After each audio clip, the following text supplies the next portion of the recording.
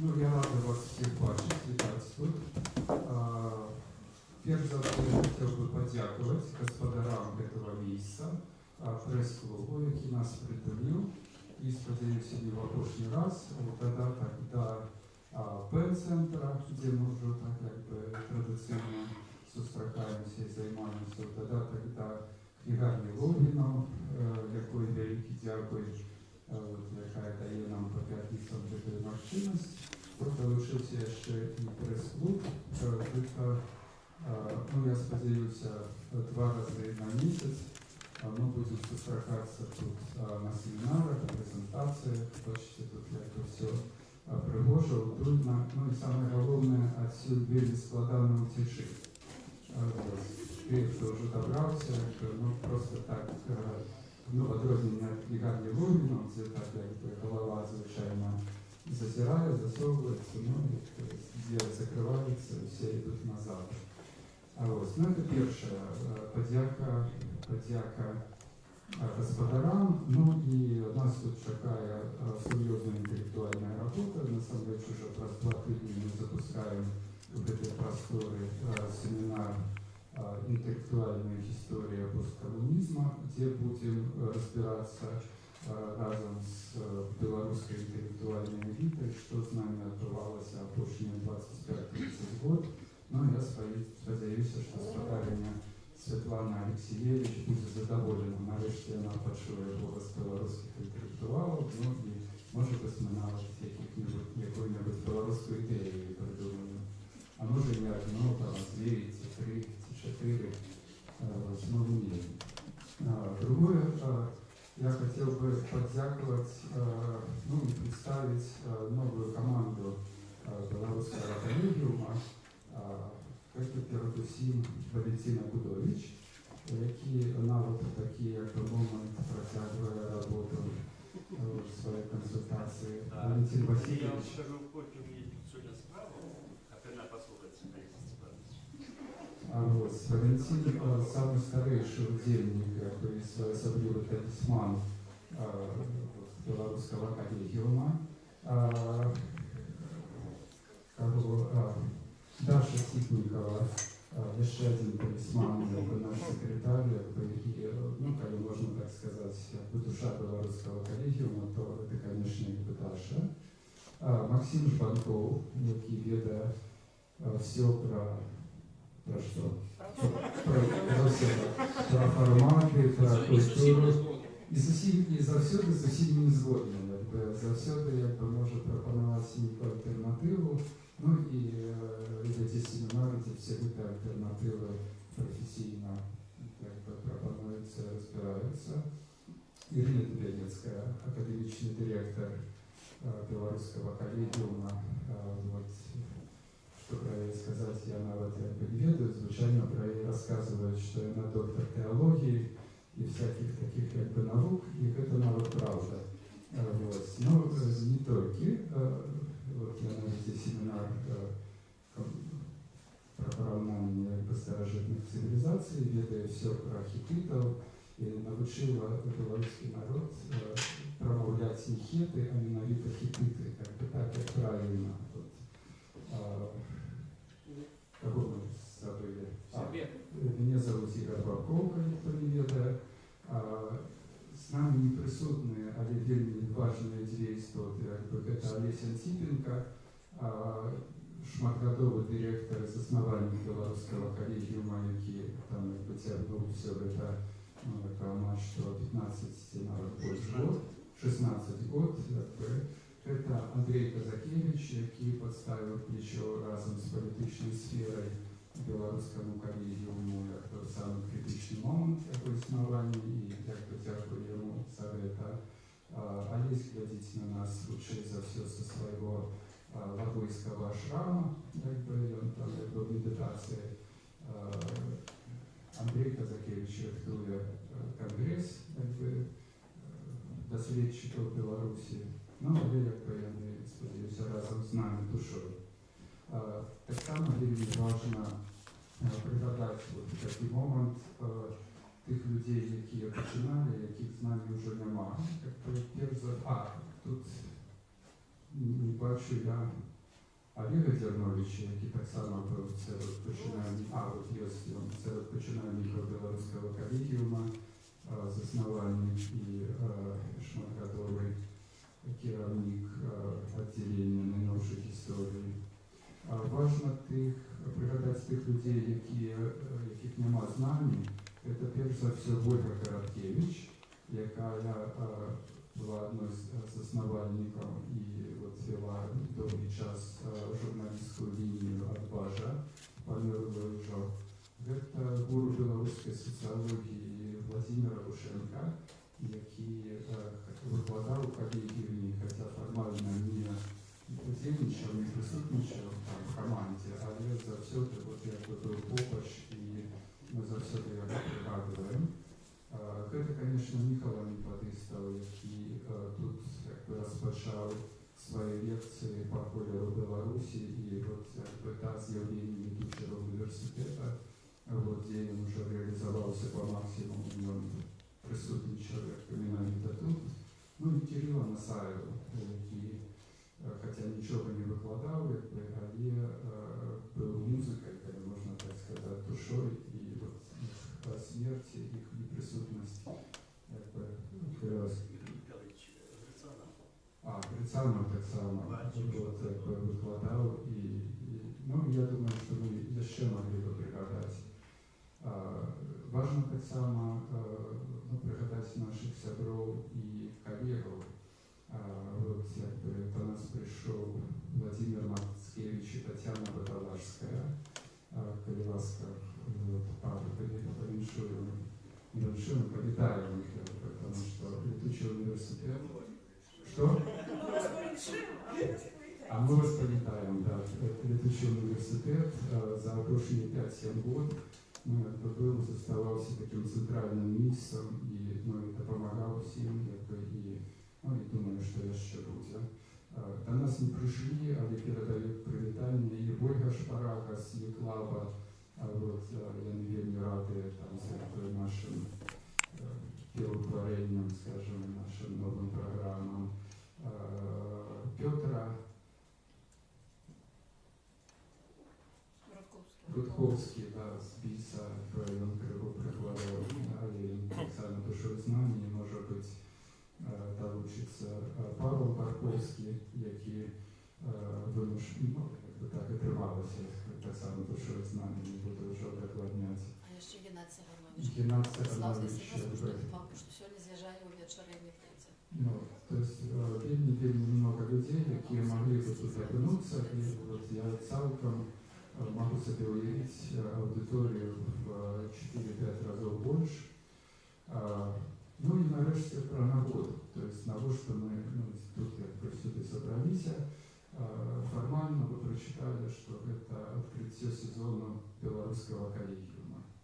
Ну и, напевно, здивились, потому что набор відбувся, семінари поспіхово розпочалися і йдуть, зустрічі в Лубліно по п'ятницям відбуваються, чому початок сезону, тобто, коли вже все почалося.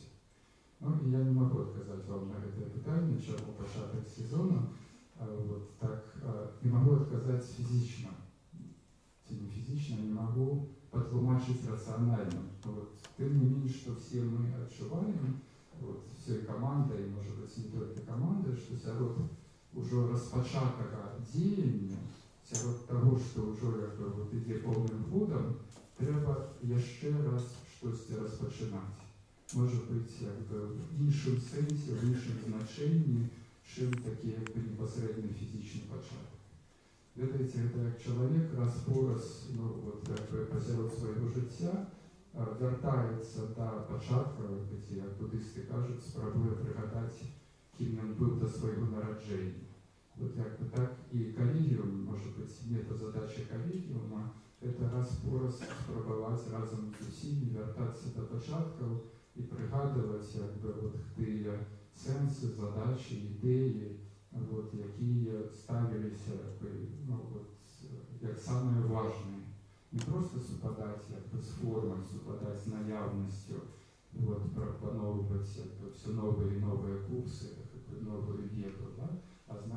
як бы тую прастору паміж ведай і не ведай, да? То есть знаходзіць сябе заўсёды на мяжы паміж вядомым і невядомым. І можа быць, як бы гэта самая важная ідэя, самы важны імператыў, з якім калегіум спрабуе ўвайсці ў сваё наступнае 20-годдзе. То есть, калі мы пачыналі, прыдумывалі калегіум, мы так горда для сябе вызначылі, што гэта мусіць быць беларускай калежкай Францыі. То есть месца, дзе адначасова адбываецца і даследаванне, і выкладанне, дзе людзі як бы гавораць не пра тое, пра што яны даведаліся 25 год таму і запісалі акуратненька ў свае канспекты, а пра тое, што яны не ведаюць, але хацелі бы ведаць. То есть людзі былі бы на гэтай мяжы. Ну і калі мы гаворым пра такое адкрыццё сезону, пра тое, каб прачнуцца сярод сна, то няма нічога лепшага, як паэтычная медытацыя. І тут мы пераходзім да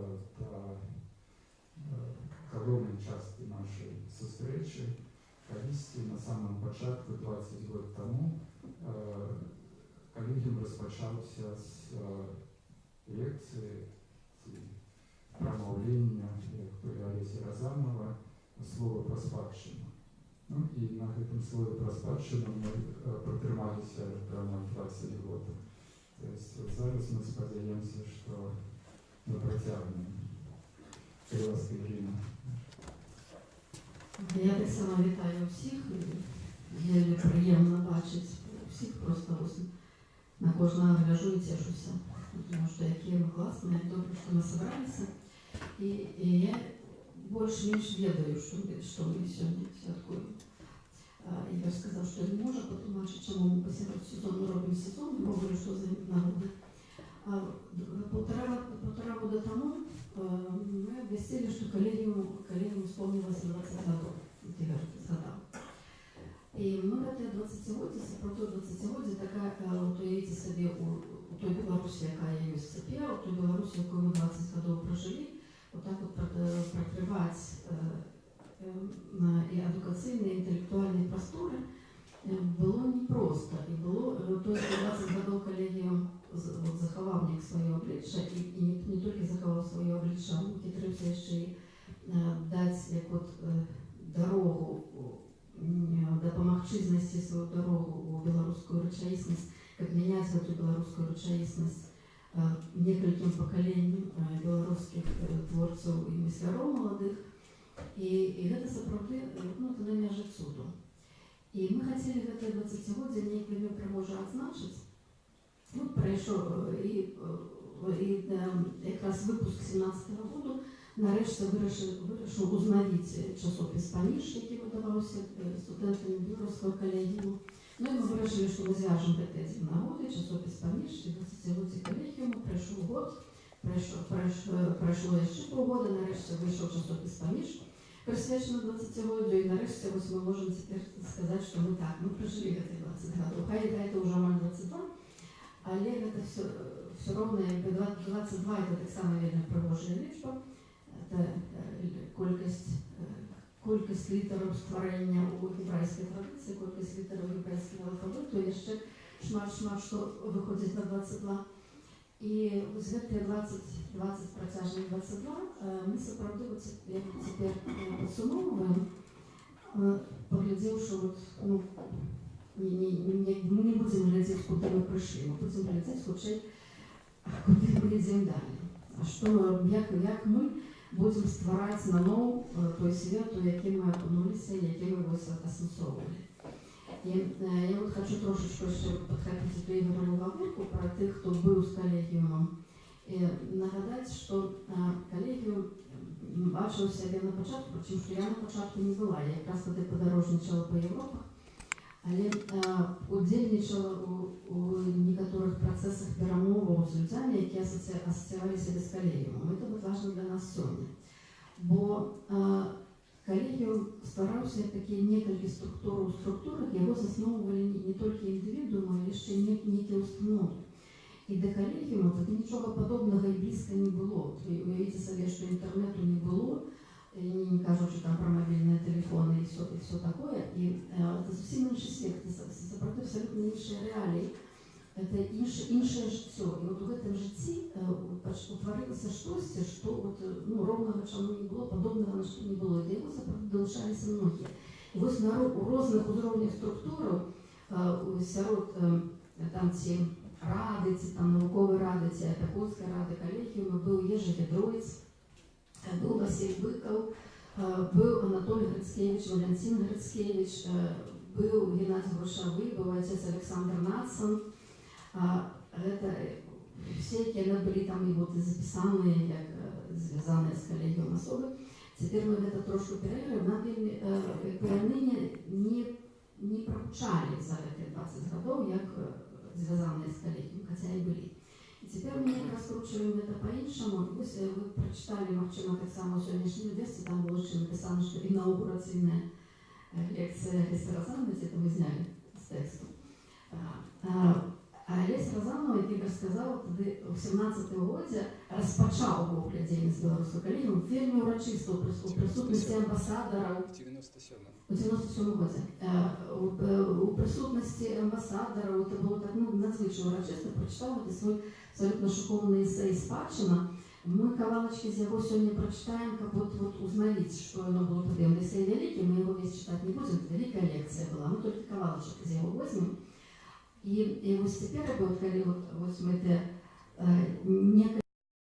некоторые нарезали за эти 22 года, але насамрэч мы сапраўды по спіралі кудись піднялись. І от ми тепер знову починаємо за Леся Розанова, які от всі ці годи був у гэтым таким віртуальним небесним професоріумі білоруського колегіуму. І для колегіуму Лесь Розанов, ну, мусить, от, надзвичай важний, надзвичай дорогий чоловік.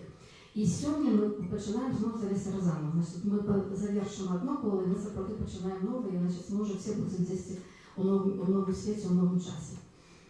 Чому менавіта Лесь Розанов? Тут, конечно, я думаю, что Игорь, может, и прихожий бы сказал. Я только скажу, что вот это, видите, когда мы начали читать Леся Розанова, там здесь, вот, кто 70-е, но переважно 80-е годы, то оказалось, что и свет інший, что есть поэзия и есть поэзия. И мы будем сегодня про это говорить, потому что вот та зачепка, якую господар Лесь нам пропонував, вона так само про это буде. Есть поэзия, якая і поетизує, опіває, сенсовує речаїсність, у якій ми знаходимося. А є поезія, яка цю речаїсність пробиває і вводить в нову речаїсність. І от ця поезія, яка, от ви прочитали цей текст, маленький, великий, неважно, і світ оказався іншим. И вот это вот тая поэзия, якая что другая поэзия. И это тая поэзия, якая назвать ее поэтичным мышлением нет, потому что она здесь на сутыку, на межи усіх и духовных, душевных, интеллектуальных здольностей, махчимостей человека, але она все равно здесь за их больше. Она все, что с тебя берет, она вот ну, вот самое простое, что я сказала, это то, что она пробивается удали. А что значит пробивается далее? Она идет туды, где ранее никого не было. А значит, она старается. Значит, свет поширается фактом этих текстов, фактом изъявления этих текстов. И вот это Лесь Розанов. И ничего подобного, сапраўды, у нас не было ранее. У нас вот это вот сапраўды свет поменялся разом с Лесем Розановым. И тому, конечно, для нас вельми важно, что он с нами. И не глядячи на то, что мы вот на просторах колегіуму редко бачимося, але, як він сам одночі колись давним-давно сказав, що коли зустріча відбулася. Значить, коли зустріча відбулася, вона назавжди відбулася. Неважно, бачимося ми чи не бачимося, розмовляємо чи не розмовляємо, ми завжди будемо знаходитися у некій внутрішній супольній утрці, коли ця зустріча відбулася. І вона не перепиниться, вона буде завжди. І навіть ми, коли бачимося вот так вот живцом, то ми будемо розмовляти нашою мовою, а коли ми не бачимося, ми можемо навіть размаўляць на улюбёнай мове Бога, якою ёсць цішыня. І мы таксама вот это адчуванне, што мы разам, яно заўсёды ёсць. І я вельмі хочу зараз мусіць даць мені слова, але яшчэ перед тим, як слово скажу, що там було все зрозуміло з лекції. Так? Була чудова лекція про спадщину. А сьогодні нічого не зрозуміло. Сьогодні, ну правильно, пройшло 22 роки, ну я не кажу 22 роки і читати ще одну лекцію. Каже, тепер буде гутарка. Значить, буде гутарка.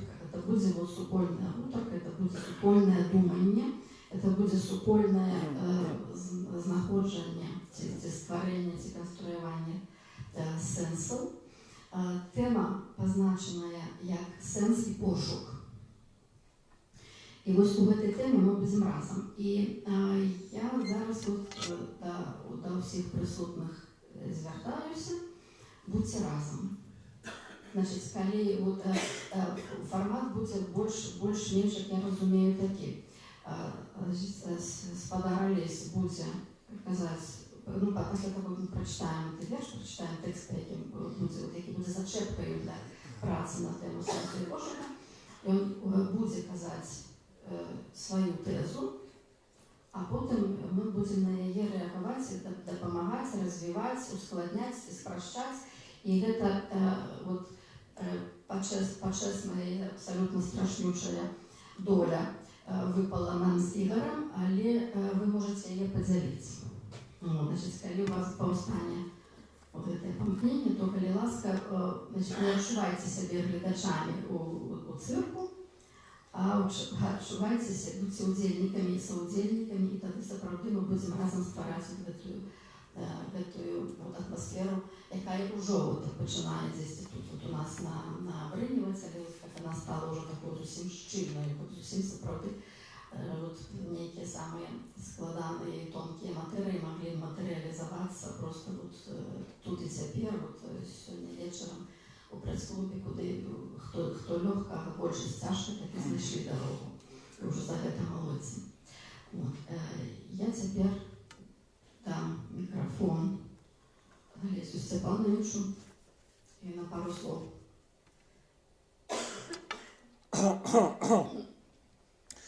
Добрий вечір. Голосу нема, але поспробую говорити без мікрофону. Можна? Ой, вольна воля. У якості преамбули зачитаю трошки спочатку і від кінця те, що казав тоді, коли колегіум засновувався. Слово про спадщину. Ми вертаємо спадщину. Спадщина есть тое, що нам належить спочатку, але ми її вертаємо. Вона не переставала нам належить і тоді, коли була одлучена від нас, бо ми заставалися її підставою, якою оховувалася і зберігалася її спочатковість. Разом з нею ми вертаємо себе. І може якраз у з'яві вертання спадщина найбільш голосно нагадує нам про те, що вона не тільки вона, але і ми. І що вона тоді вона, коли ми. Це початок. Але сьогодні, в відрізняні від того промовлення, я не буду говорить тільки сам від початку до кінця, а пропоную, тут уже обговорили це, що наша зустріча буде розмовою з уділом нас усіх. Розмова має свої особливості. Які є? Якби те, що говориться, одразу набиває відгук. Адлюстрування. Може нешта удакладняться, узгадняться, увогуле кірунок, як ручай, як плинь, може відхилятися в різні боки і знову вертатися. І тому розмова. у якості дорадці ми беремо вірш Наталії Арсеньєвої, який називається «Хотіння». Чому вірш? Вірш ведає нешта тое, што ён яшчэ намерваецца шукаць. Мы будзем учытвацца ў верш, услухоўвацца ў верш і як бы здабываць нейкі невымаўлены сэнс. Таму што у вершы апроч вымаўленых слоў заўсёды прысутнічаюць невымаўленыя. Яны не вымаўленыя, але прысутныя. Мы будзем услухоўвацца ў гэтую прысутнасць. Не спяшацца, не забягаць наперад з тлумачэннем, таму што мы, хто удзельнічае ў гэтай размове, тут ужо прысутныя і яшчэ адна велічыня прысутная. Гэта верш. Ён сваёй велічынёю, галоўная прысутнасць. Мы будзем звяртацца да яго, адыходзіць, і зноў вяртацца. Далей. Увогуле, айчыннае мысленне і айчынная філасофія, яны могуць сцвердзіцца і адбыцца толькі на падставе, на глебе, на тых сэнсах, якія здабываюцца з нечага вельмі свайго. Што нам найбліжэй сваё? Это наша рэчаіснасць і наша мова. У мове, як ужо гаварыў, ёсць апроч названых і неназваныя велічыні. І ў вершы словы і верш выходзяць да нейкай мяжы, нават за мяжу, дзе сустракаюцца сутнасцямі. Верш істотны. І таму, калі мы проста, уключаемся ў той працэс мыслення, які адбываецца, скажем, у Еўропе, на Захадзе, тады нашы словы, нашы паняцці, яны становяцца проста фактураю, фігураю нейкіх дыскурсаў, нейкіх ужо зацверджаных дыскурсаў. Мы ж хочам пачаць гаворку спачатку і вымавіць тое, што яшчэ не вымаўлялася. Яно ёсць, яно прысутнае, і ў вершы яно вымаўляецца так, што нешта заўсёды застаецца невымаўленым.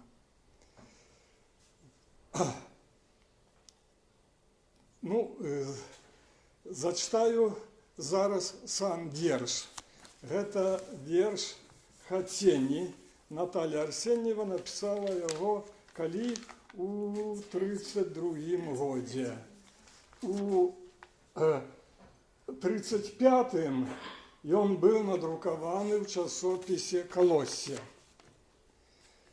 Потым нідзе не друкаваўся. Меўся друкавацца ў кнізе «Жоўтая восень», але яна не выйшла, і верш не друкаваўся нават у кнізе «Між берагамі», і толькі у гэтых ужо зборах ён нанова набывае сваё жыццё. Я буду чытаць па тым варыянце, па тым друку, які прапануе часопіс «Калоссе». Это 35-й год, нумар 1. Магчыма, «Калоссе» і назвалася так, што у вершы Наталіі Арсеньевай першы радок, якраз першае слова, гэта «Калоссе». І з гэтых вершаў «Калоссе» і распачынаецца. Читаю, слухаем. Як колосся ў жытняй ніве, цягне дух мяне ўгару. Тут нішто мяне не дзівіць, тут нічого не зберу. Ни живой зимовой ночью снится мне липневый змрок, а весной пляла б охвоча з листьев в осени вянок. Темнотою, бездорожем одного пойду шукать, что николи иметь не можно, что никто не может дать. Что мы при першем читанні, не могли не зауважити, це моцний мотив шукання. Коли есть пошук, тоді есть і те, що він шукає. Що шукає пошук? Пошук шукає сенс. І тому ми вибрали темою для сьогоднішньої говорки, для розмови, ось це слово, господариня Ірина називала їх, це сенс і пошук. Але це настільки універсальна, могутная виснова, зоймище, яке обдимає усе. Можна говорити про сучасність і минуле, про Беларусь и свет, и про человека, про его лёсы. И все это может вписываться в эту назву «Сенс и пошук». Я прошу и присутных, и вас долучаться, брать удел у розмові.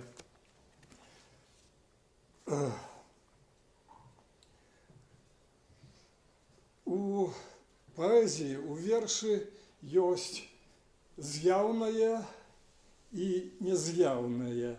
З'явна речаїсність – це те, що заважаємо очами, розумом, слихом беруть. І є нез'явна, яка, ховається в утоєним. Айчинна філософія якраз набиває мову, коли вона має справу з обидвими цими половинами, з обидвими цими з'явами, з з'явною і нез'явною.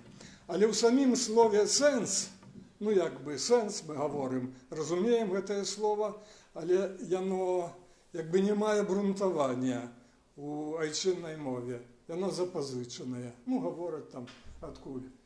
З польської, з латині, ці з німецької, усюди і присутнічає сенс. Сенс ще присутнічає, як основа мислення, смисл. Присутнічає як основа ще у словах значення і по-слов'янську промен, відоме. У нашій мові сенс не зовсім прищеплений, але тим не менш, усе, і вірш так само веде говорку з сенсом.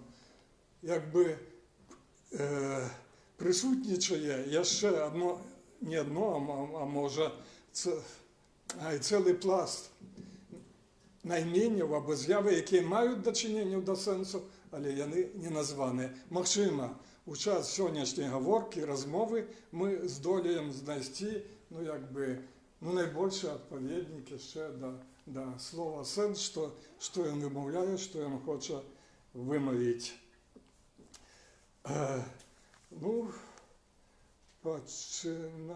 Можливо, долучайтеся. Говорите про поезію і філософію, говорите про розмови, чи не надмітне просто пробавлення, бо тоді ми почнемо вже обговорювати, учитуватися в конкретику. Ірина.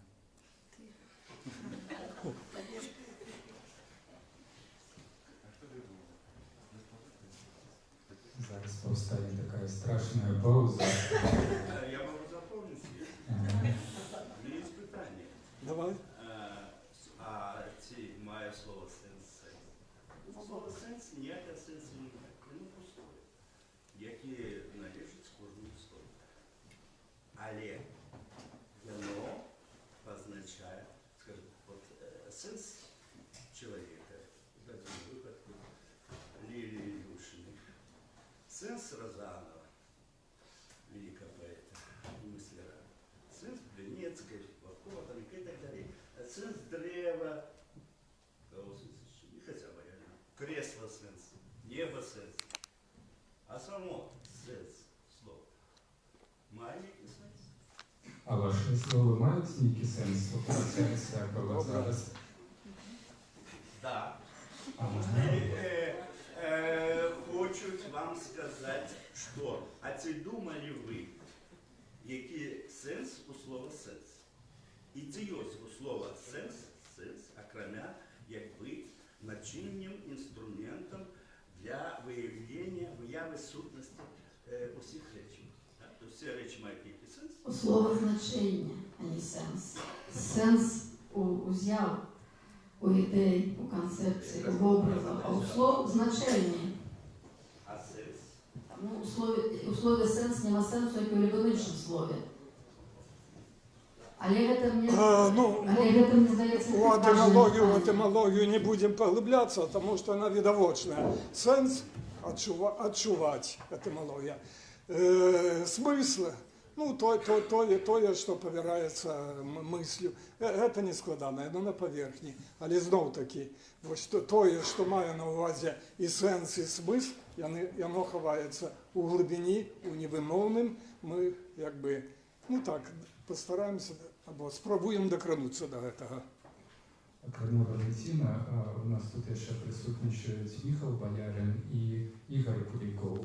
І я би одразу сказав, що, може бути, одне з самих радикальних переусвідомлень значення слова «сенс» і сенсу слова «сенс» якраз якби належать їм.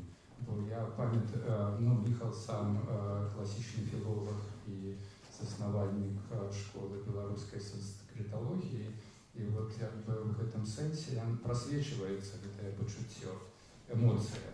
Але эмоция, ясно, не пустая, якби, не знешняя, не померковная, а эмоция концептуальная. Та эмоция, яка дозволяє узгонку, вот, якби, подорожжя, яка дозволяє це подорожжя уверх. Да. Эмоция, ну і тут я би перейняв то, що господар Олесь якби пропонував мені таким контрапунктом, сказати некую свою тезу. Я бы пригадал Мартина Гайдегера, якби улюбленца моей ранней молодости, в 80-е годы мы все якби читали, и вот якби його коментарі до поезії Гёдерліна і ввогуле роботу з поетичним словом. Ну і Гайдегер сам дивиться, якби питається у самого себе, якої холери, скажем, вот філософу, який працює з концептами, з понятками, з ідеями, якої холери услуховується поетичне слово, і що огульного поміж поезією і мисленням, і філософією. І сам пропонує версію відказу. Діхтум конденсаре, якби і там якби відбувається колосальна конденсація, наповнення. Тобто ті слова, які вживають поети, і ті слова, які вживають філософи, вони мають супольне у тим, що і там не розрежена атмосфера. Ведь ми часом вживаємо слово, ну, між іншим просто, не вкладаючи особливо в їх, якби, ну, ніякого сенсу. От як Валентин зараз чисто інстинктивно якби знявся, якби на змагання якби з сенсом, да? Ну, між іншим, так, якби. Вот. В поезії все відбувається зовсім по-іншому, і, напевно, в філософії, в мисленні так само. І тому я, щиро скажу, я би пройшов повз цей вірш, не звернувши абсолютно уваги. Не за того, що там якби неуважливо ці сам вірш, якби некий кепський, а просто тому, що вот так вот наше життя і проходить. Ми проходимо мимо важних речей, повз важні речі, не звертаючи уваги. Поки нас хтось не спиняє, не тицькає головою, якби ці носом, ну, вот в цій есенції, і ми тоді вже якби починаємо заглиблятися. Ну і коли я знайшов цей текст і почав читати, просто від перших двох рядків я, ну, якби здивився і здивився радикально. Як колосся в житній ниві, тягне дух мяне ўгару. У Натальи Арсеньевой, 30-33 год. Но в колоссе «Житняя нива» это абсолютный узус, абсолютная банальность тогочасной поэзии. Кто только не писал про это несчастное колоссе, и у кого яны только не з'являлись, там и в 20-х, и в 30-х, и в 40-х, и в 60-х. То есть вся белорусская поэзия, она напрыняла этими колоссями, ад іх нікуды не уцякчы. Но і «Житняя нива» так само разбораны, там як бы все гэтыя араты, якія ходзяць і цягнуць як бы гэтыя все. А тут спалучэнне, як колоссе в «Житняй ниве» цягне дух мяне ўгару. Дух і ўгару – гэта лексика іншай эпохі. То есть такое мог бы написать Мицкевич, альбо Бофвіц, альбо хтосьці, там, Оскар Мілаш, хто завгодна, Чеслав Мілаш, зрэшты, да? Але не, ну, вот, як бы, традыцыйны беларускі паэт. І тут адразу парадокс і загадка, і выклік, інтэлектуальны, эмацыйны і канцэптуальны выклік. То есть як колоссе в «Житняй ниве» може тягнуться вгору, бо це порівняння. Дух мяне тягне вгору, як тягнецца вгору колоссе в «Житняй ниве». І коли ми починаємо вірити поету, вірити Арсеньевой, то тоді ми задаємо собі питання, а може бути вот весь гэты матеріальний антураж якби білоруської традиційної поезії, який нам на зубах уже якби кришечку зав'яз, він і не такий вже і матеріальний. Може бути якби в гэтым фюзісі, який от перед нами, там якби колоса особливо, є щось глибіше, може ми просто проходимо якби пауз гэтага всього, не за, ну, не спиняючи якби наш подвиг. Я спочатку працювала на ту тему про поезію і філософію. І от я підтримаю Валентина, спробую надати сенс тому, що казав Валентин про сенс. Мне питання сенсу колись мене так само вельми хвилювало, поки я зимі не прийшла в некий паритет. Годов там, может, 10 тому на Радио Свобода робили такой годовой цикл, назывался «У что я веру». И просили разных людей, ну, там коротенько рассказать, вот, что я верю. Ну, звернулись до меня, значит, вот, что я верю. Я вот мучила, смучилась, что мне вот рассказать, что я верю. И в вынику у меня отрималось, что я верю в сенс. И там была, наверное, такая некая экспозиция в этой думке. И сейчас оно меня не выразило, что что-то тут вот, ну, неправильно, что-то тут не так. Позднее я, вот, розважаючи тоді на эту тему сенсу, я якраз, і чому не було я веру в сенс, воно було вот з того дійсно, що Олесь Розанов тільки що казав, що вот некий сенс ховається у глибинях, сенс тоється десь. І от тоді, справді, от я його спробую знайти. А потім мені от отримався абсолютний розворот у тим, що сенс, от як Кутович казав, що в слові сенс нема сенсу, що сенс, як такий, він не присутний нічому.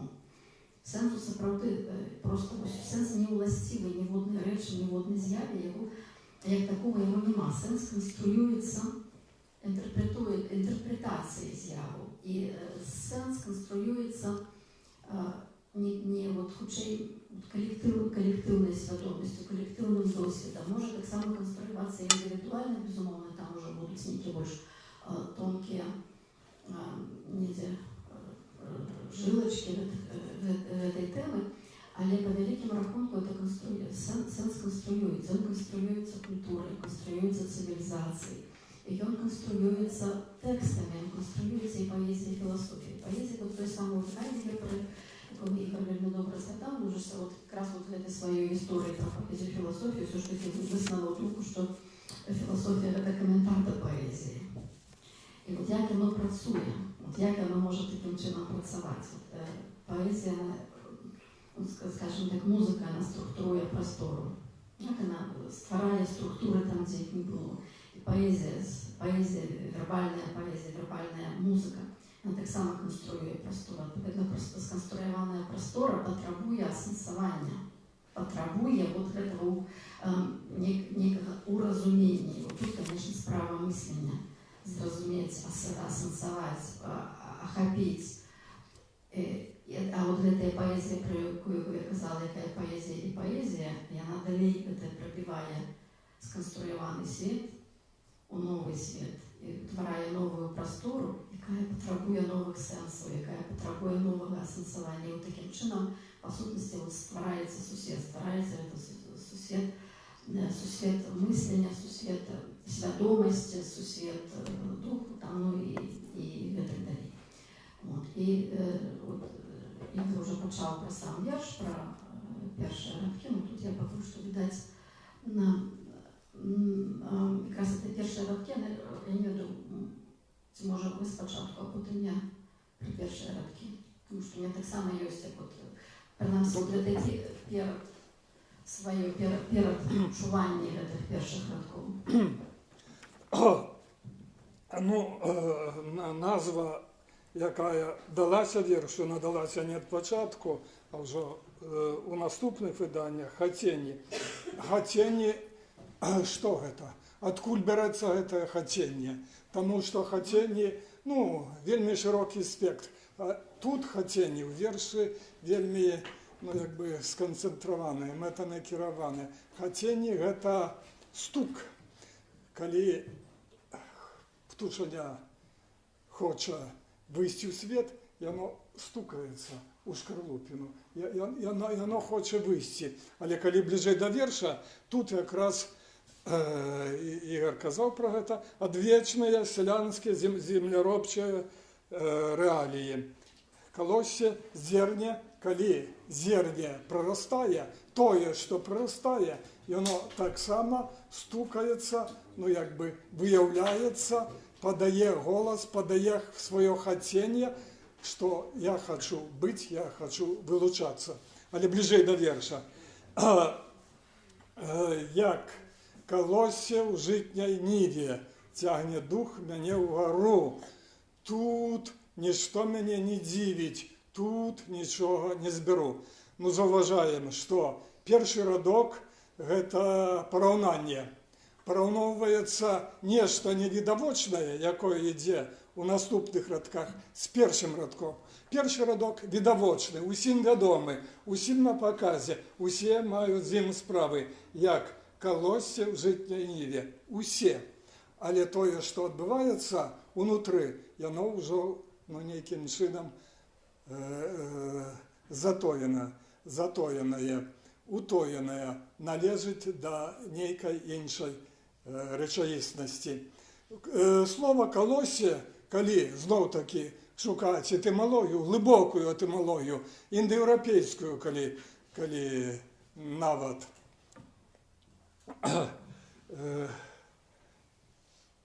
гэта страла. Калоссе і вонкава нагадвае стрелу, і калоссе робіць тое, што робіць страла. Яно датыкаецца, яно коле, яно джаліць, яно ране, яно асягае мэту. Калоссе заўсёды ў дотыку гэтай відавочнай рэчаіснасці з некай невідавочнай. Жытняе калоссе ў жытняй ніве. Асацыяцыя жытняя. Што? Найперш жыццёвая. Усе словы багатыя, ключавыя. Нават дзіўна. У адным кароткім вершы 3 страфы столькі сцягнута, набрана, што верш сапраўды увесь становіцца сэнсам. Ніва у жытняй ніве. Ніва – гэта зноў этымалогія, гэта тое, што належыць нізу, нізіне.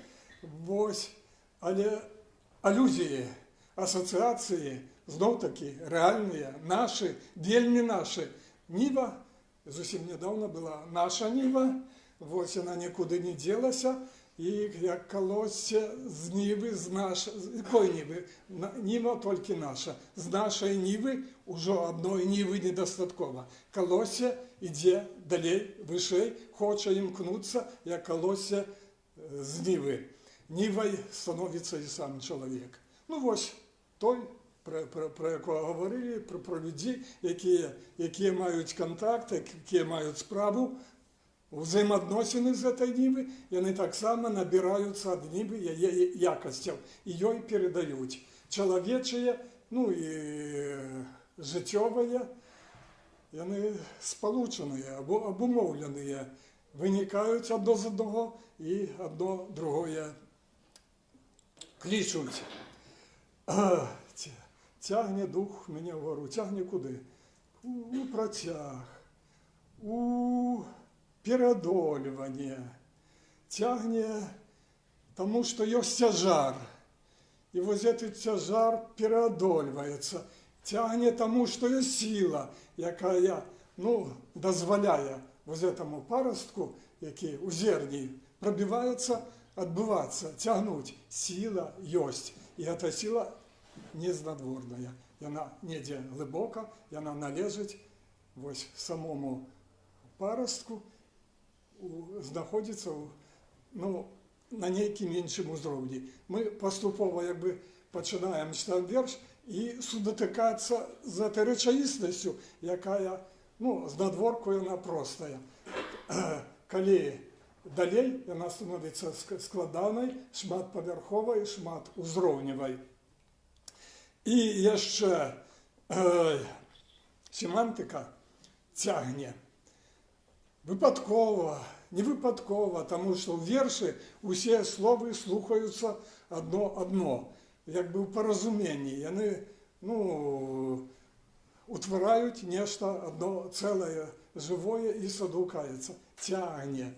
Вось, набягае часціца не, адмоўная. Яна вельмі моцная. І потым у наступных радках, вось, строфах, вось гэтае не будзе набываць яшчэ большую сілу. Цягне дух мяне ўгару. Да гэтага слова нават боязна дакранацца, настолькі яно багатае, настолькі на ім завязана ўсё мысленне, рэлігія, філасофія, светаадчуванне чалавека.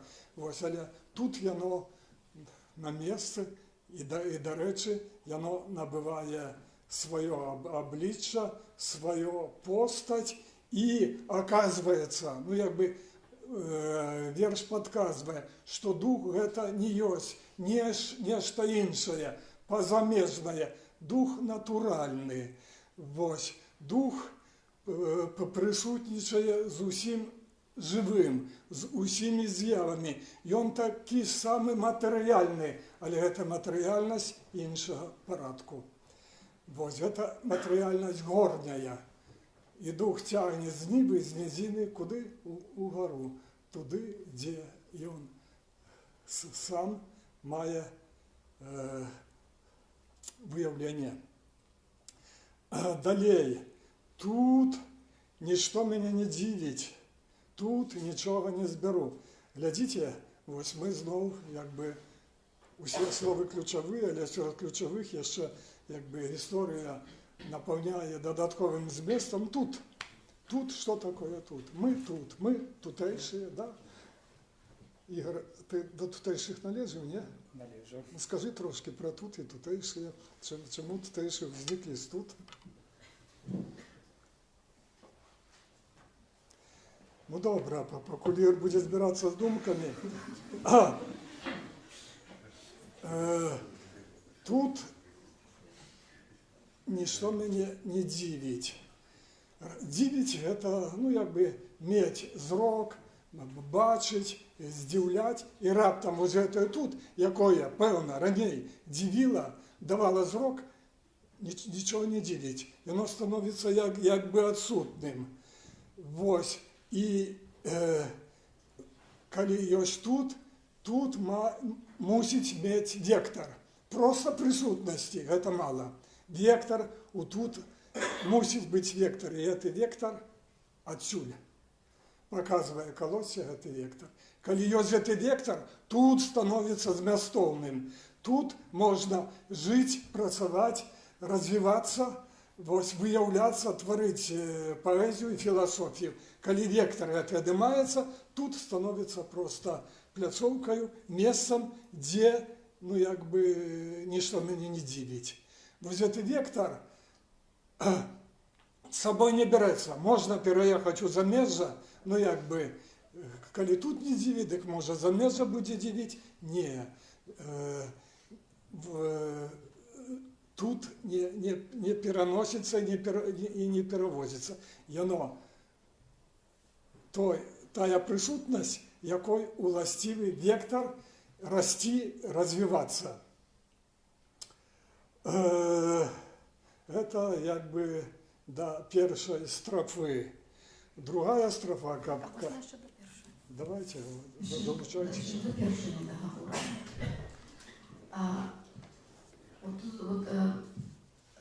Гэты контраст, які робіцца про тут, тут не, а там, слово там не гучыць, але яно все роўно прысутнае. І гэты ідзе контраст тут і там.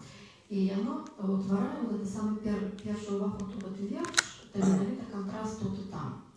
Ён потым мяняецца цягам верша, але на пачатку яно так і гучыць, што гэта якби вельмі даўная, вельмі даўная, вельмі глыбокая у цывілізацыі праблема чагосьці некага іншага свету, які нейкі сапраўдніўшы за гэтым. Гэта пачынаюць зороастрыйцы у першым тысячагоддзі да нашай эры. Там за імі ідуць гностыкі, тады ідуць маніхейцы, тады ўвесь час ідзе гэта і куды яны прыходзяць, так як это все звязваецца, што паэзія з філасофіяй звязваецца, прыходзяць да ідэі, што ёсць проста два розныя светы, што ёсць боскі свет, які сапраўдны рэальны, і ёсць матэрыяльны свет, які трэба перагадоліць, каб патрапіць у сапраўдны.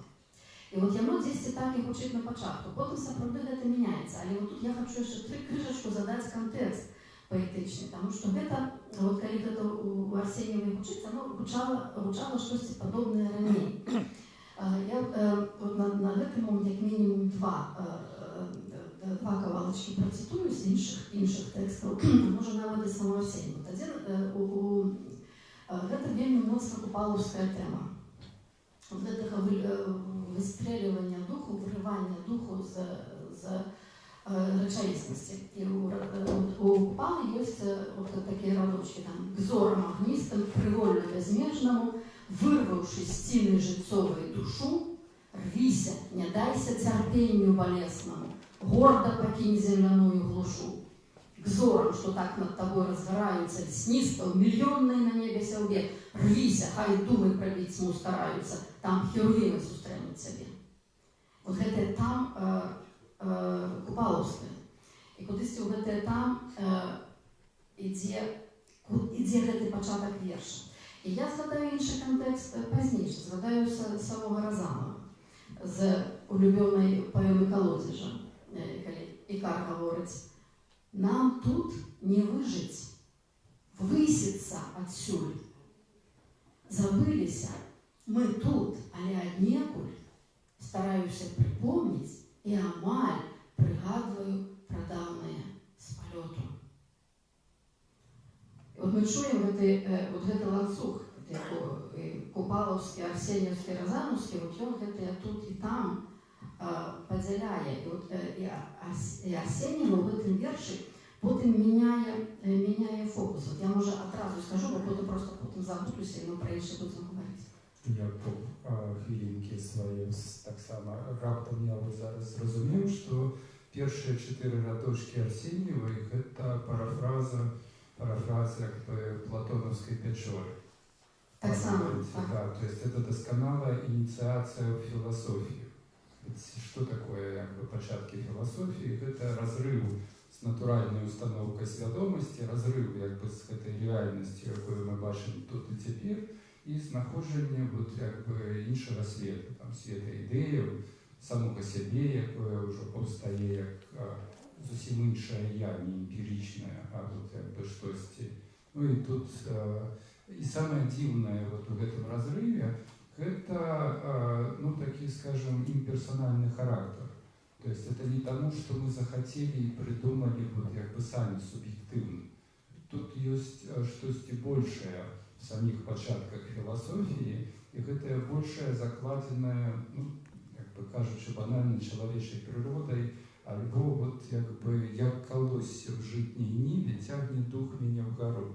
І тоді якби ми отрываемся от вот якби этого тут и теперь и обнаруживаем себе в некой іншій просторі. Ми називаємо її якби філософією, або поезією, або медитацією, так якби чим завгодно.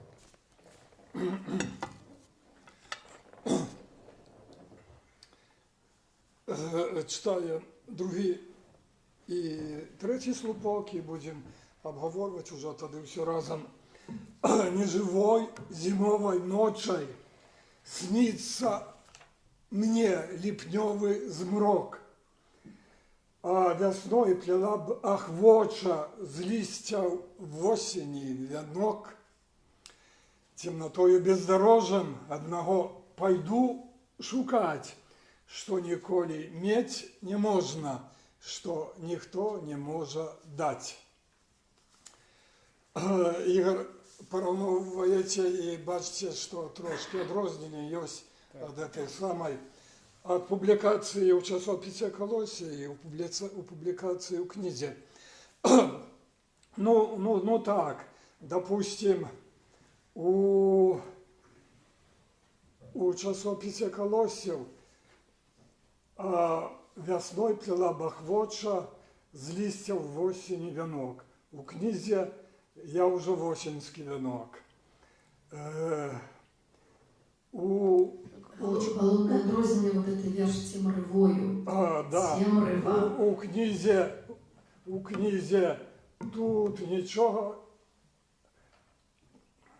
Тут нічого більше не дивиться. Тут нічого більше не дивить. У часописі тут ніщо мене не дивить. Слухайте, що не завжди правки йдуть на користь віршу. Ось, і ми маємо якби класичний взор. Ну, про це літературознавці пишуть, і студентам говорять, це Максима Богдановича, «Слуцькі ткачихи». Ведаємо перші рядки «Од родних вів, од родної хати, у панський двор для краси». І він наступний варіант удосконалював, правив. І ці правки йшли, якби, не ведаю, не на користь. Їм не побачить родної хати, не вчуть їм діти, голоси. Пішла інша тональність, і інший голос. От того виходу, якби, звертання позірка на ці реалії, шкодування, їм не побачить родної хати, не вчуть їм діти, голоси. А перше, «Од родних нів, од родної хати», панський двор, інше дихання, інший голос. Так само і з цим віршем Наталії Арсеньєвої. Ось, допустим, на мою думку, на моє відчування, часописний варіант, ось рядки. Тут ніщо мене не дивить. Лепш, чим тут нічого більш не дивить. Більш чужое слово. Більш йде у порівнянні. Якби одна пара порівнюється з другою, хоча вони всі поміж собою рівною, і настає яка інша речовість, яка ввогуле їх потім усі ці пори відхиляє. Далі, на мою думку, на моє відчування, рядок часописний, а весною плела бахвоча з листьев в осінський вінок. У книзі «Я уже в осінський вінок». Я вже знов чужое лишнє слово. Порівняння, якби, часове. І з чим порівнюється? Що нібито, ну так, я вже у цій порі, а з листя в осінь вінок якраз набиває ще додаткові неякі реалії, додаткове бачення, конкретику. Листя в осінь вінок. В осінь дала листя, а не просто ось це уже, якби порівнюється. І знов таки одна вельми істотна правка, яку пропонує сам вірш. Темрявою. Ну, хай, навіть темрявою, ну так, більш гучно, чим темнотою. Одного пішла б шукати, що ніколи мати не можна, що ніхто не може дати. Одного пойду шукати, тому що пішла б яно ідзе, як вясной пляла бахвоча, умоўны лад. У апошнім, у завяршальным, вось калі раскрываецца першае і апошняе, умоўны лад уже не пасуе. І вось гэта пайду шукаць, яно сугучнае з першым радком, дзе вот гэты абвесны дзейны лад цягне дух мяне ўгару. Дух цягне, я пайду, а не пайшла б. Ну, вось такія, як бы, якія праўкі, якія, ну, гавораць пра творчы характар рэчаў, і мы, як бы, знаходзім параўнанне. Ну, мы бачым, што першая страва – гэта параўнанне. Другая – гэта з'яўная. Яна гаворыць, што нежывой зімовай ночы снится мне ліпнёвы зброк, вясной пляла бахвоча, з лісцёў восені. Гэта з'яўнае. Тое, то поры года, у чым чалавек прысутнічае і з чым мае дачыненне. І трэцяе, гэта раптам усё перакульваецца. І зімовае, і вясновае, і летняе, асенняе. Вось адбываецца што? Абуджэнне. Абуджэнне. Ну, як бы сніўся ліпнёвы зброк, і вось гэтыя уявы, адна уява перадавала асабовасць другой, і раптам усё гэта перакульваецца. Цемнатою, бездарожжам аднаго пайду шукаць, што ніколі мець не можна, што ніхто не можа даць. Куды пайду шукаць? Не называецца. І таму, што не называецца, яно не мае і найменняў, яно невядомае. Вось, але тым не менш, яно нейкім чынам яўнае. І вось гэта адно з ключавых слоў бездарожжам для беларускай літаратуры, для беларускай гісторыі і мыслення. Гэта адно з ключавых слоў. Бездарожжам гаворым і выходзім некуды туды ў пачатак, і куды Павлюк Багрым яшчэ на пачатку. Што он там гаварыў? Называў слова... Куды пайду, милый Боже, ты дадоў бездарожжа. Да. Ваўкалакам вернуся на вас. Пойду в свет у бездарожжа. Обзірнуся. Куди пойду? У бездорожжя. Яно глибоке слово. Яно належить самому білоруському, ну, явному, неявному дискурсу. Ми шукаємо... Короткевич, бездорожжя для тих, кому щастя здогорає, наче моє серце. Ми шукаємо, якби, місце своє, свою дорогу, куди? У світ, ось, у цивілізацію, у Європу, ці на захід, ці на сход, усі дороги. Праз Білорусь йдуть усі дороги. І раптом ключове слово, яке перекульває всі дороги – бездорожжя. Бездорожжя. Удумваємося, услуховуємося в це слово. Можливо, воно саме ключове для Білорусі. У їм тояться невиявлені сенси. Додавайтеся. Одразу підхопити бездорожжя, воно якраз тягне дух мені вгору, воно не зв'язане між собою, тому що це бездорожжя не усходу і заходу, не цивілізації, а якраз от того чогось, про що говорить Руді Катрен, от які просто можна перефразувати, що зимою, літо, осінь, весни, так, чогось хочу. Але гаворка того, що щось не уцямне, щось не тое, що есть. Вот чего я хочу, это я вразно хочу не тое, что есть. Вот тое, что я... И вот там я еще не звернула увагу, что якби вот з ночи в ночь, неживой зимовой ночи снится, но в ночи снится, правильно, але что ей снится? Снится змрок.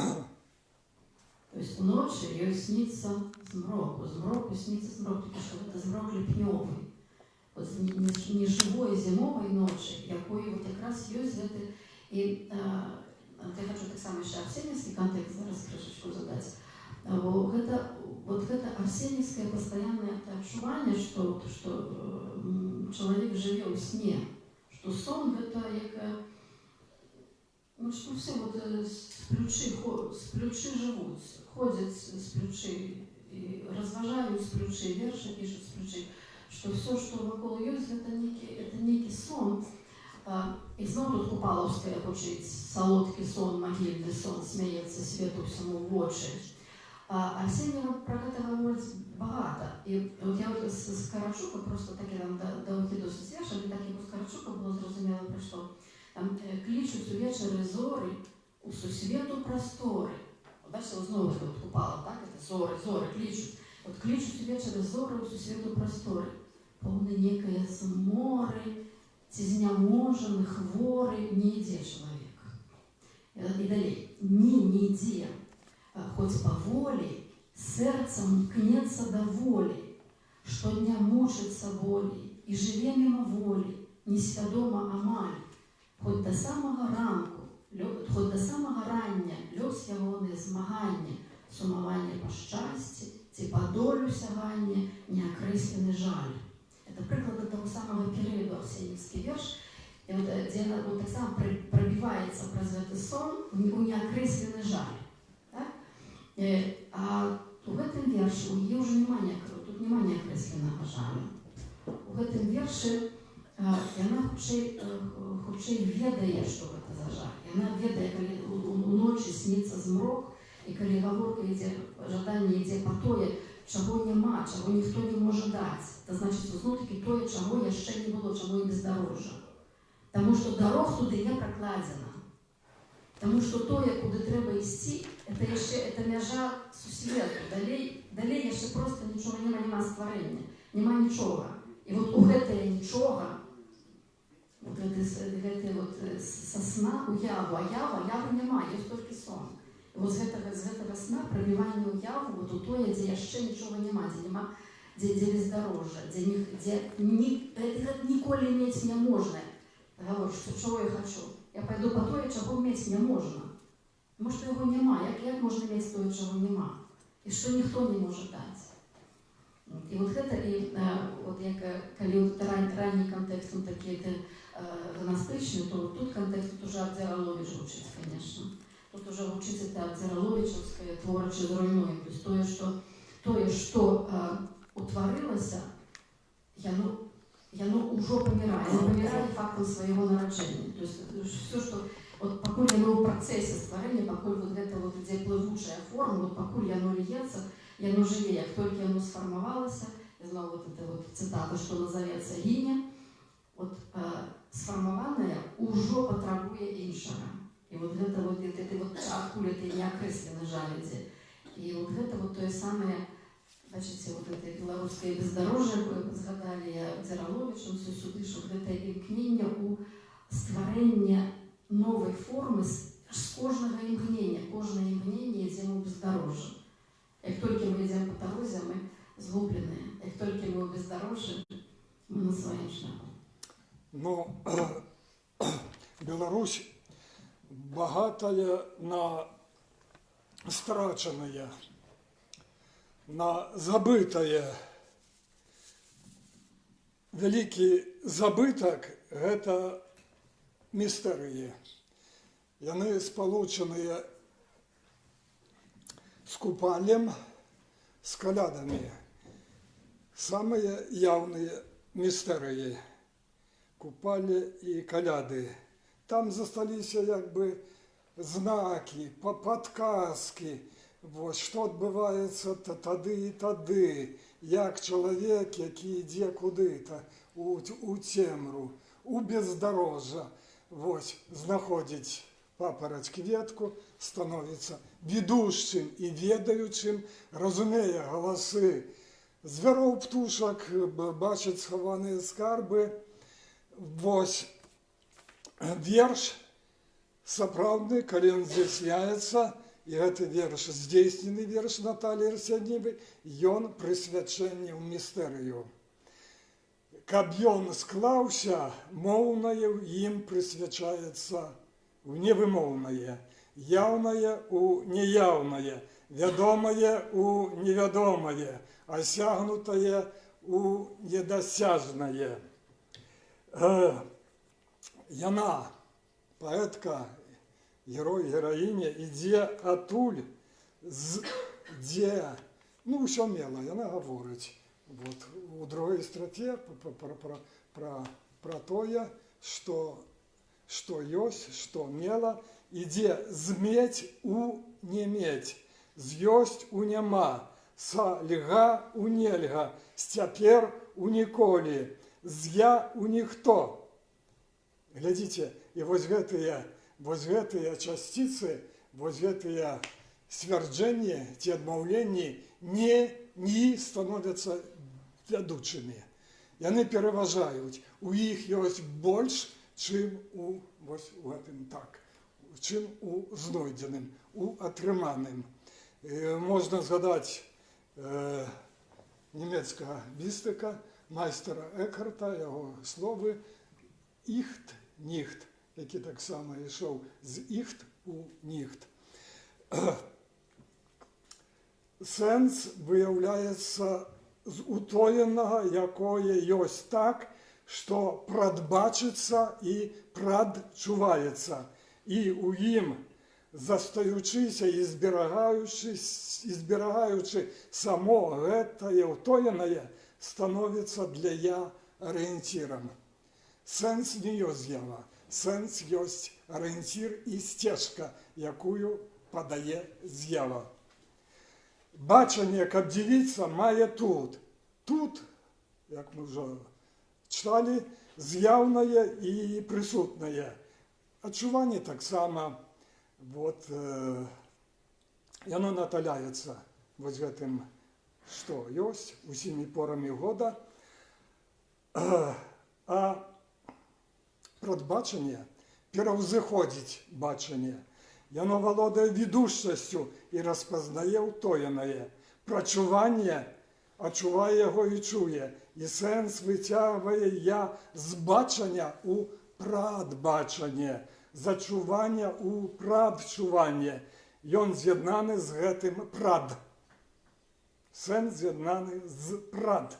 І калі ўжо вышукваць яму тоеснае найменне, то, ну так, рабочая для жарту, гульні, форма, сэнс гэта спрад. Ён змест тае прасторы, з якой спалучаны і з'яднаны ўсе асновы. Сэнс вынікае з прадбачання, з прачування, з прадслова. І ўсё існае суадносіцца з ім так, што мае ў сабе і на сабе яго знак і значэнне, яго транскрыпцыю.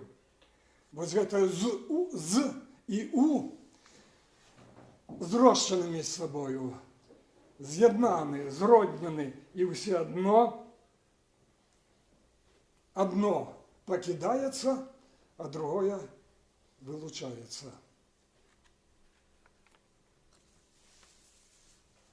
Самый час включаться. А можно Василий Некрасно? Можно без микрофона?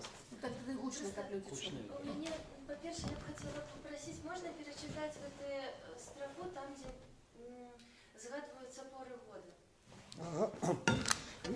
Неживой зимовой ночей снится мне липневый сброк, а весной пляла б ахвоча з листьев в осени венок. У меня, по-перше, я спотыкнулась, потому что перелічваюцца поры года, а потом, что ніколі мець не можна, что ніхто не может дать. Я подумала про тое, что насамрэч, і сёння мы згадали колы, тое, что все ідзе па коле, вось мы пришли з кропкі, з якой выйшлі, мы зноў приходим.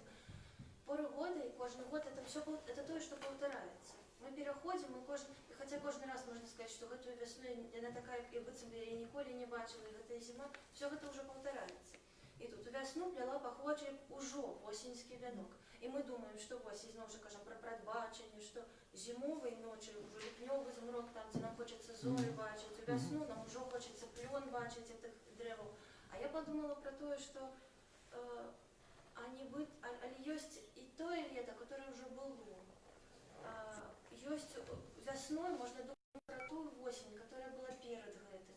И гэта можно думать не про прадбачанне, не про то, что мы наперадзе нечага хочам, а про спазненне. Вяртанне. Про то, что мы спознились, мы не убачили гэтыя зоры у ліпені. І мы зімою шкадуем аб тым, што у ліпені мы не паднялі вочы ў гору і не убачили іх там. Відаць, мы бачылі, але шкадуем, што нешта не адбылося. Ну так. Ці ў вясну, зноў жа, мы шкадуем аб тым, што восенню мы не наталіліся гэтым лісцем, і мы не сплелі з яго вянкі, а ўжо хацелі, напрыклад, вясну ці зіму. Вот. І гэта не тое, што каб спрачаюся, але вот у мяне такія думкі ўзніклі. Зноў жа, я згадала яшчэ адзін верш Арсеньевой, закончыць свой каментар. Ёсць верш, ён з ранніх, увечары. Я яго цалкам не памятаю, але ён адзін з такіх, который мне яшчэ ў школьнай гады закрануў. Там, калі ўвечары, што смутак неясны зашоў на душу, кленчыць маліцца, чаго я хачу. Калі вось дзяўчына чулівая выходзіць увечары і разважае, чаго ж ёй хочацца.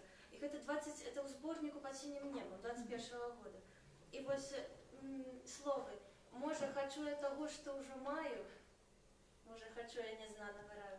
І вось тут я зноў, мне здаецца, што это все так і ёсць. Часам, каб знайсці сэнс у Ну, что из этого вынікае, что человек не просты, что им есть и внутреннее, и вонковое, а внутреннее и вымирание немає. Мне здаецца, важна не згубіць проста прачуваючы, важна бачыць тое, што мы ўжо маем. А вот я как раз подумал, ну, протягиваючи вашу думку, вот это здзіўленне перед этим колом природы, колом человечего життя. То есть на початку колос, який вимикає, так? То есть чоловіче життя в певному сенсі так само такое подорожжя, в яке нас якби запускають, якби і ми вимушено себе знаходимо, проходячи всі ці якби коли.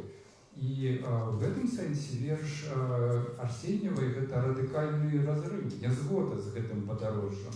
І тому вона всередині плитає цей колозворот. Вона починає думати про осінь, якби у весну, там, зимою, да, вот это вот все. І відправляється в абсолютно інше подорожжя. Ведь опошні радочки – це, ну, от справді шукаю того, що ніхто мені не може дати. Да? Не згодна з накануванням з тим, що вокол, а то, що во мне, то, чого я хочу. Ну, вот не хочу. То есть просто про то, что человек не совпадает не только со своей долей, да, але может не совпадать навіть со своим коном. Якби человек щось радикально інше. І вот це от якби цікаво. Я ще варто звернути увагу на ключове слово темрявою або темнотою. Не сумняюся, що є неаутентичний варіант темрявою. Тому що ніхто, ніводний редактор-корректор ніколи не поміняє темноту на темряво. А наоборот поміняють. Ненормальне слово темрявою поміняють на гладенькое темнотою. І, конечно, вот у яе гэта темрявою, і оно гучыць, що коли ви послухаєте, это темрявою, бездорожжям. Да, это синоним слову «зброк», ліпньовий зброк. Ось, і та темрява, і вона так само зброк. Але ось гульня вірша або магчимості вірша, зброк, тут рифмується со словом «вінок». З яким словом найбільш, ну, близьке слово визрифмували б слово «зброк». Зрок. Да. І вірш якби дає підказку, що у зброку, у темряві обуджається, починається зрок, внутрішній зброк. Ось це знадворний зрок, слово «дивить» там було. Ну, дивлюся, зауважаю, це далі, але не було чого, самого основного. Відущості. У темряві обуджається відущость. Зрок гасне, відсутнічає, але обуджається наступне, більше відущость. Це в темряві. Ну да, вона йде куди?